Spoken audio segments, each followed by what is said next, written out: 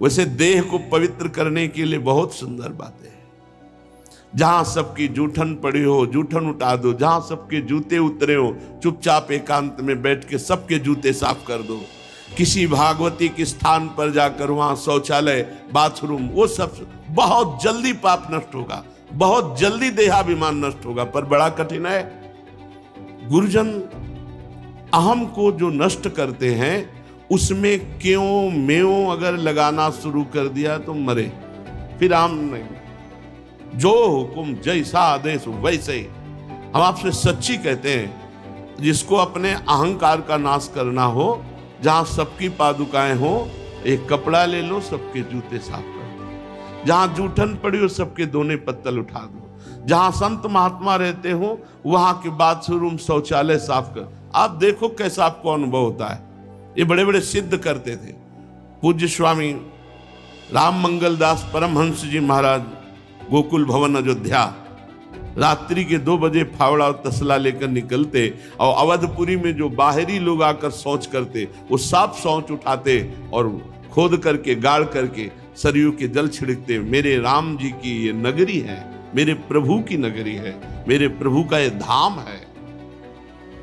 हमारा देहाभिमान इतना पुष्ट है कि हम और गंदगी फैलाते हैं धाम में, लेकिन धाम की पवित्रता, धाम की स्वच्छता, ये हमारे दिमाग में कहाँ है। अहम बढ़ता चला जाता है। अभी तो हमें बहुत बढ़िया अवसर मिला, त्रिगुणातीत वृंदावन धाम में हमें आने को मिला, आश्रय मिला, वास मिला। श्रीपाद प्रबोधानंद जी महाराज कृपा करके कह रहे हैं, यस्मिन् सत्वरजस्तमांसि नमनाक् शन्ति स्वाकार्यैर्नवा कालस्य प्रभूतास्ति सर्वमहतो देवादयः के परे स्वात्मज्योतिषुद्ध चिदरस घने वृंदावने पावने तस्मिन् मा कुरु मूढ़ दृष्टमनताम धैर्येण नित्यम वस। ये वृंदावन धाम सतोगुण, रजोगुण, तमोगुण, तीनों गुणों से अतीत, त्रिगुणातीत धाम है। यस्मिन् सत्व रजस तमांस न मनाक, यहां न सतोगुण है, न रजोगुण है, न तमोगुण है। ये त्रिगुणातीत धाम है। बोले मुझे तो दिखाई दे रहा है, सात्विक वृत्ति भी दिखाई दे रही, राजसिक वृत्ति भी और तामसिक वृत्ति भी दिखाई दे रही। तो बोले मूढ़ दृष्टि मनत्राम, ये तुम्हारी मूढ़ता के कारण दृष्टि है। वृंदावन में त्रिगुण नहीं है। ये त्रिगुणातीत धाम है जिसमें आप वास कर रहे हैं, जिसमें रह रहे हैं। ये त्रिगुणातीत धाम है। हम नहीं जान पा रहे क्योंकि हमारी दृष्टि त्रिगुणमयी है, हमारा अंतःकरण त्रिगुण से प्रभावित है। इसलिए चिदानंद वृंदावन भी त्रिगुण में दिखाई दे रहा है। जैसे हम लाल चश्मा लगावें तो सब लाल दिखाई देगा, हरा तो हरा दिखाई देगा, ऐसे ही त्रिगुण का चश्मा लगाए तो वृंदावन में भी त्रिगुण ही दिखाई दे रहा है। श्रीपाद कह रहे हैं, यहां जो वास करते हैं तो त्रिगुण का प्रभाव उन्हें परास्त नहीं कर सकता। और अगर यहां शरीर छूटा तो त्रिगुणातीत धाम की कृपा से वो त्रिगुणातीत हो जाएगा। वो गुणातीत अवस्था वाले महापुरुषों को जो गति, वही गति वृंदावन वासी को प्राप्त होगी। संत्य स्वाकार्यैर्नवा,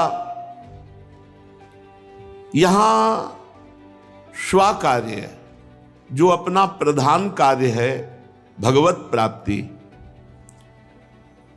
सर्वश्रेष्ठ जीवन मानव का उसी का माना जाएगा जिसके जीवन में एक लक्ष्य बन गया है, मुझे भगवान की प्राप्ति करनी है। सब कार्य करते हुए परम धर्म, परम कर्तव्य, स्वकृपा, मुझे भगवत प्राप्ति करनी है। तो ये भगवत प्राप्ति श्रीधाम में ज्यादा प्रयास नहीं करना पड़ेगा, वास मात्र से आपको भगवत प्राप्ति हो जाएगी।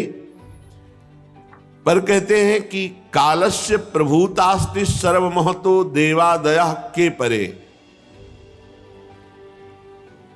काल का प्रभाव तुम्हारे ऊपर पड़ता है, पर यदि आप प्रभु की शरण में होकर नाम जप करेंगे तो जिए काल बस ना पड़े। जैसे कलिकाल है, काल माने होता समय, जैसा युग होता है, जैसा वातावरण होता है, जैसा देखते सुनते बोलते हैं, वैसा हमारे हृदय में चिंतन होता है, वैसा ही प्रभाव पड़ता है। लेकिन किनके ऊपर? जो भगवान की शरण में नहीं है, जो भगवान का भजन नहीं करते हैं, उनके ऊपर काल का प्रभाव, समय का प्रभाव पड़ता है। समुझ जे आए शरण ते डरत ना काल डर, दियो दान तिन भय द्वंद दुख सब घटे, नित नित नव नव प्रेम कर्म बंधन कटे। कहां काल प्रभाव? नित नित नव नव प्रेम कर्म बंधन कटे। कटे कर्म बंधन संसारी, सुख सागर पूरी तत् भारी, विधि निषेध श्रृंखला छुड़ावें, निज आलय बन आन बसावें।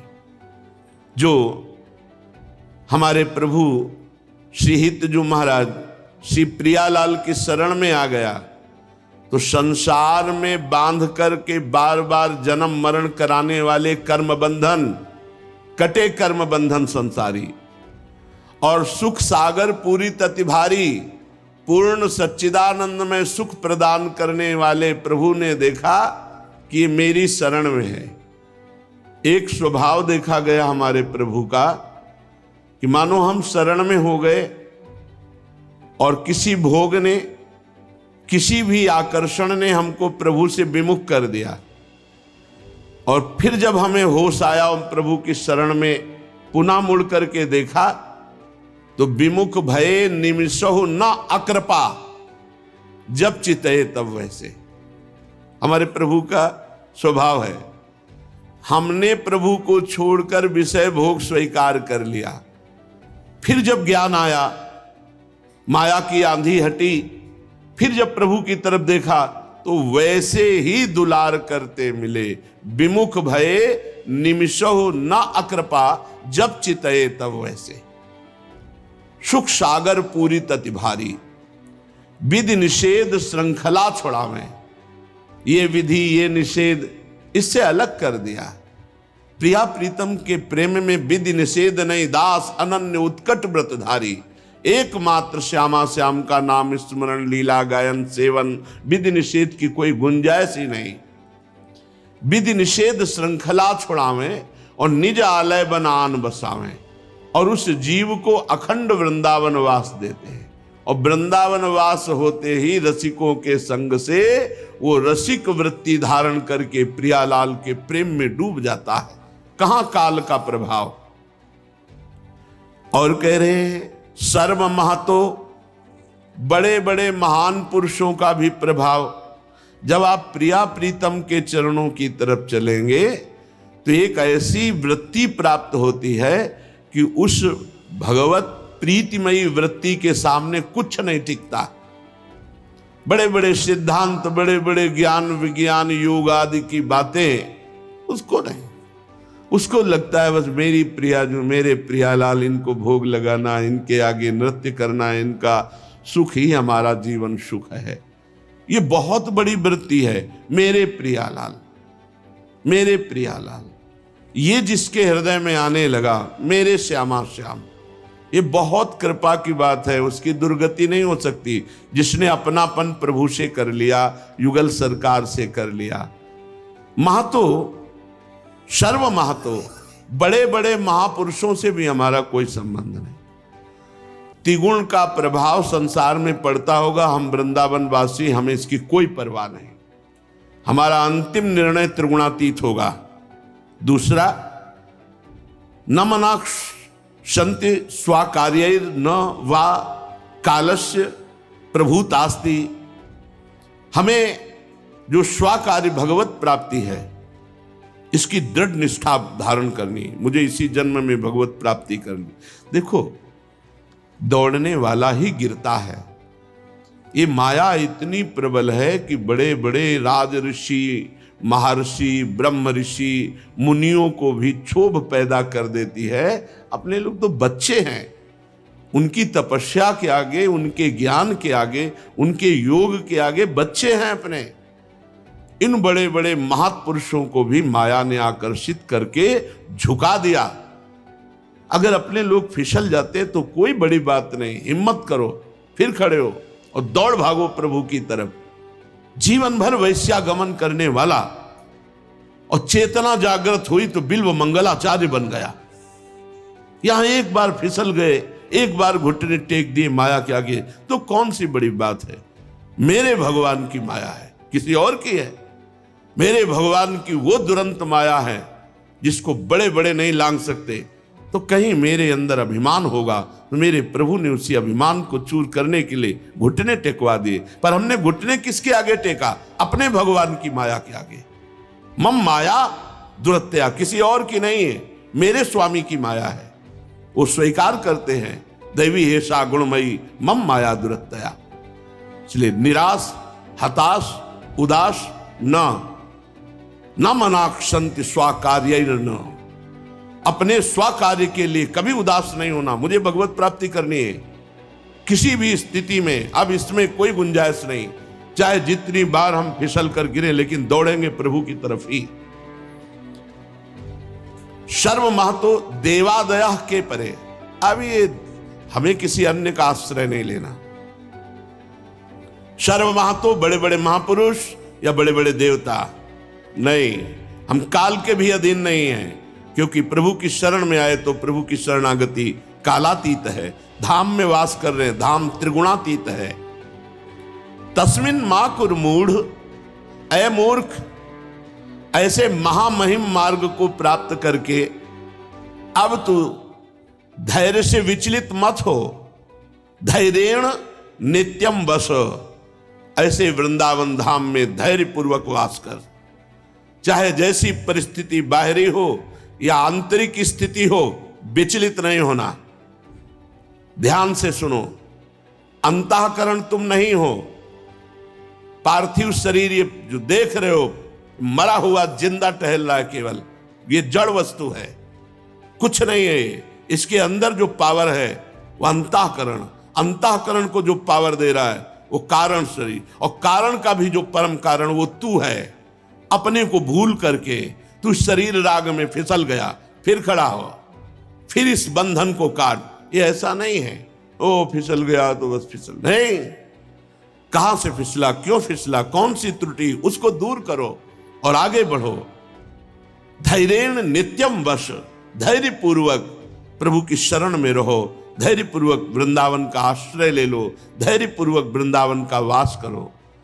देहार्थे हा सुनीचाचरण मतिरलम, संस्तुतौ वाच्य बुद्धि, संपद्यापन्मति, क्वाप्यः न मम धी, स्त्रिया कृतौ राक्षसी धी, व्यर्थात्याभार बुद्धि, कुवपुषि जनता संगतौ सर्वबुद्धि, स्वस्मिन् सर्वोत्तमेप्यत्यधमतं मतिस्तिष्ठ वृंदावने भो।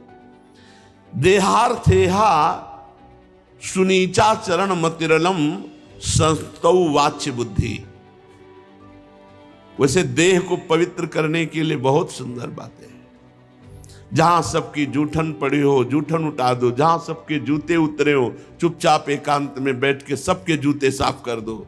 किसी भागवती के स्थान पर जाकर वहां शौचालय, बाथरूम, वो सब बहुत जल्दी पाप नष्ट होगा, बहुत जल्दी देहाभिमान नष्ट होगा। पर बड़ा कठिन है।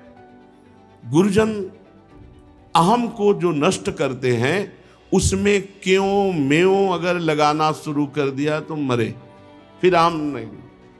जो हुकुम जैसा आदेश वैसे ही। हम आपसे सच्ची कहते हैं, जिसको अपने अहंकार का नाश करना हो, जहां सबकी पादुकाएं हो, एक कपड़ा ले लो, सबके जूते साफ करो। जहां जूठन पड़ी हो सबके दोने पत्तल उठा दो, जहां संत महात्मा रहते हो वहां के बाथरूम शौचालय साफ कर। आप देखो कैसा आपको अनुभव होता है। ये बड़े बड़े सिद्ध करते थे।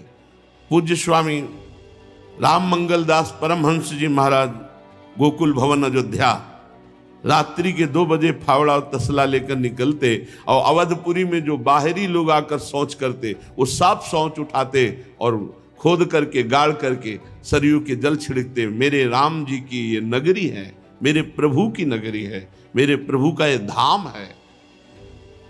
हमारा देहाभिमान इतना पुष्ट है कि हम और गंदगी फैलाते हैं धाम में, लेकिन धाम की पवित्रता, धाम की स्वच्छता ये हमारे दिमाग में कहाँ है। अहम बढ़ता चला जाता है। देहार्थेहा सुनीचा चरण मतिरलम। देह के द्वारा बहुत छोटे छोटे जो जिनको नीच कार्य का मतलब बहुत छोटे, पर भगवत सेवा को छोटा समझ लेना ये भगवत सेवा का तिरस्कार होता है।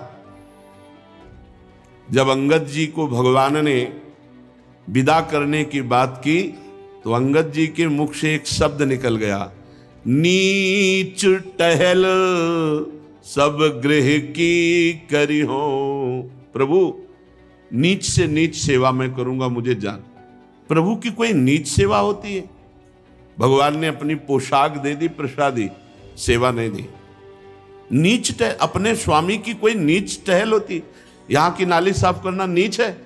अरे अहो भाग्य, वो तो हृदय जाने मोरी छाती, वो सुख मुझे पता जब सेवा की। हो गुरुदेव कितने कृपालु हैं, कितने कृपालु हैं, जो कभी जिंदगी में सोच नहीं सकते थे, वो सेवा का सौभाग्य हमें दिया।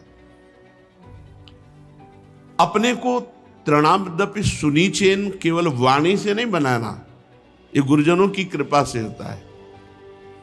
जब अपने वृंदावन के सोहनी पार्षदों की सेवा ना, तो हम आपको कैसे बताएं, सेवा आप कर रहे थे और छाती हमारी इतनी शीतल हो रही थी कि आज हम अपने को कृतकृत्य मानते हैं कि वृंदावन के सोहनी सेवा पार्षदों की हमें चरण धोने को मिला, हमें उनका चरणामृत मिला, हमारे को सेवा करने का सौभाग्य। तृणादपि सुनीचेन, अपने को सबसे नीच। देहार्थेहा, ये शरीर तभी पवित्र होता है जब किसी की शौच धोने का सौभाग्य मिले, लंगोटी धोने का सौभाग्य मिले, किसी की थोड़ी सी वो सेवा मिल जाए जिसे लोग घृणास्पद भाव से देखते हैं, निहाल हो जाओगे। देहार्थेहा सुनीचा चरण मतिरलम। आहा, देह का परम पावन होना, जो छोटी सी छोटी सेवा, नीचवत सेवा है, वो सेवा का सौभाग्य ये अहंकारी नहीं कर सकता है। हर बढ़िया कपड़ा लत्ता तो बोले जूता साफ करें, लोग क्या कहेंगे? गुरुजन कृपा ना करें तो अहंकार का कभी नाश नहीं हो सकता। ये साधना करने पर भी पुष्ट होता रहता है। मैं अमुक अमुक साधन करने वाला, वो तो गुरु कृपा एकदम रद्दी कागज बना देते हैं एकदम अहंकार को। वही तिनकी संगति रहत जाति कुल मद सब नंसय। मन डरता है गुरुजनों के सामने जब जाते हैं तो डरता है, मतलब लगता है धन्य है गुरु कृपा जो इस दुष्ट मन को थर्रा देता है। नहीं, ये किसी की नहीं मानने वाला, ये मन किसी की नहीं मानने वाला। अगर ये डरता है विश्व में किसी से, भगवान से भी नहीं डरता, नहीं डरता। कौन डरता है भगवान से? अगर डरते होते तो एक भी मिनट, एक भी जगह विश्व में ऐसा नहीं जहां भगवान ना हो, तो तुमसे पापाचरण कैसे बनता? तो कहां डरते हो भगवान को? अगर डरा मन तो गुरुदेव से डरा। सर्वज्ञ गुरुदेव की दृष्टि हमारे ऊपर है, कहीं चूक ना हो जाए। वो शासन करके जबरदस्ती मन पर अपना अधिकार कर लिया। हम तो मन दे भी नहीं पा रहे थे, उन्होंने मन को खींच लिया और अपने अधीन कर लिया। मन की लगाम को ऐसे पकड़ लिया जैसे श्री कृष्णचंद्र जी ने अर्जुन के रथ के घोड़ों की लगाम पकड़ ली। संस्तुतो वाच्य बुद्धि, अपने में सदैव नीच भाव रखो। अगर कोई तुम्हारी प्रशंसा करे उसे पागल मान करके, जैसे पागल आदमी बोले ना उसकी बात का कोई महत्व नहीं, ऐसे यदि कोई तुम्हारी प्रशंसा करे तो बोले संस्तुतो वाच्य बुद्धि, केवल ये वाणी का विलास मात्र है, कुछ नहीं। अगर अपनी कोई स्तुति कर दे, अपनी कोई प्रशंसा कर दे, देखो ये परमार्थ की बात है, तो उसके प्रति प्रियता का भाव नहीं जागृत होना चाहिए। उसके प्रति ऐसा भाव आना जैसे पागल आदमी कुछ बोल रहा है, इसकी बात का कोई भरोसा नहीं। संस्तुतो वाच्य बुद्धि, केवल ये वाणी का विलास मात्र है, नहीं मानना चाहिए। क्योंकि अगर सम्मान और स्तुति को स्वीकार कर लिया तो परमार्थ छूट जाएगा। भर्तृहरि जी ने भगवान शंकर से वरदान मांगा, प्रभु मुझे जीवन में कभी सम्मान से भिक्षा ना मिले, अपमान जनित भिक्षा मिले, क्योंकि सम्मान परमार्थ का नाश करता है और अपमान परमार्थ को पुष्ट करता है। देह भाव रहित करने के लिए यह अपमान जरूरी है। संपत्ति संपद्यापन्नमति क्वाप्य न ममधि। अगर संपत्ति प्राप्त होती है परमार्थ में,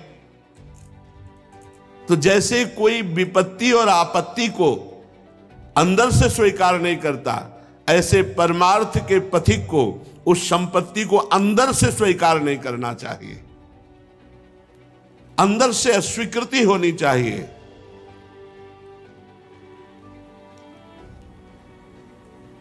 जैसे थे वैसे पूरे जीवन, कोई भी वस्तु हमारी नहीं, जैसे थे वैसे पूरा जीवन। कोई व्यक्ति हमारा नहीं, कोई वस्तु हमारा नहीं, कोई स्थान हमारा नहीं। हम श्री जी के, सब श्री जी का, श्री जी के सिवा कहीं भी ममधि ये बुद्धि ना होने पावे। संपद्यापन्नमति ही, मेरे पास वैभव, मेरे पास संपत्ति है, अगर ये स्वीकार कर लिया तो जो असली संपत्ति है, दंपति संपत्ति पावही, फिर उसमें तुम्हारी बुद्धि प्रवेश नहीं पाएगी। कोई स्तुति करे तो केवल वाग विलास मात्र है, भारी संपत्ति मिल जाए तो ये केवल माया का नाटक मात्र है, ये कोई संपत्ति नहीं। संपत्ति तो दंपत्ति सी श्यामा श्याम है। और अगर कोई सुंदर अप्सरा मिल जाए या सुंदर पुरुष देव जैसा मिल जाए तो कह रहे कैसी अपनी बुद्धि को सावधान, कहीं आसुरी प्रवृत्ति में न फंस जाए। इसलिए स्त्रियाकृतौ राक्षसी धी, इस बुद्धि में कहीं राक्षसी भावना घुस जाए कि ये राक्षसी बुद्धि है, स्वसुखवांछा। इसलिए श्रीपाद स्पष्ट कह रहे स्त्रियाकृतौ राक्षसी धी, स्त्री के प्रति ये कृत्य सोचना कि ये भोग वस्तु है, या स्त्री शरीरधारी साधक पुरुष के प्रति सोचना ये भोग सुख प्रदान करने वाला, बोले ये राक्षसी बुद्धि है, इसका त्याग कर दो। प्रशंसा को वाग विलास मात्र समझो, संपत्ति को कूड़ा करकट समझो, और नाना प्रकार की भोग सामग्रियां ये सब केवल माया विलास मात्र। अगर कहीं परस्पर शरीर आकर्षण तो बोले राक्षसी बुद्धि है, राक्षसी धी, ऐसी बुद्धि का त्याग कर दो, नहीं तो नष्ट हो जाओगे। व्यर्थात्या भार बुद्धि कुवपुष जनता संगतौ सर्वबुद्धि।